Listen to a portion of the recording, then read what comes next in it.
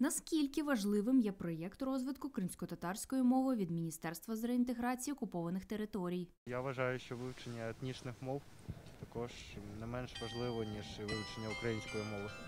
Я думаю, що для певних людей це важливо. Такий заохочувальний прийом, якщо так можна сказати, я вітаю. Я думаю, що є певна кількість людей, які, можливо, давно б якимось чином цим би займалися. Чи вивчили б ви кримськотатарську мову? Ще не вчив, але в планах є. Тому що коли Крим повернеться до складу України, то будемо розмовляти тільки кримсько-татарською.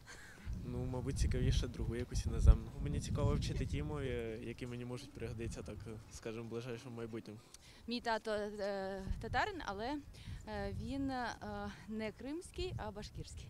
Я не знаю свою рідну мову і дуже б хотілося навчити, але поки немає часу і можливості. В нашій сім'ї не було прийнято розмовляти цією мовою, тому що наша родина соромилась, що ми не росіяни, що ми не як іншої національності. За словами очільниці громадської організації «Кримська родина» Аніфе Курцеїтової, вже почали розробку навчальних посібників з кримськотатарської мови латинською графікою. Це будуть такі нові, яскраві, креативні навчальні посібники для двохрівних дітей, починаючи з 6 років.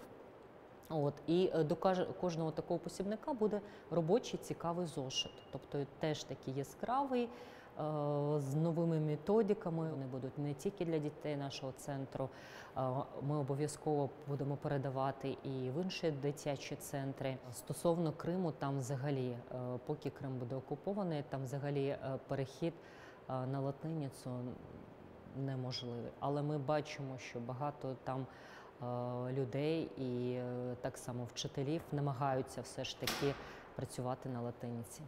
Базуючись на рішенні Курултаю кримськотатарського народу, яке було в 91-му та 93-х роках, тобто є затверджена вже графіка латинського алфавиту, і саме це буде братися до уваги в міністерстві.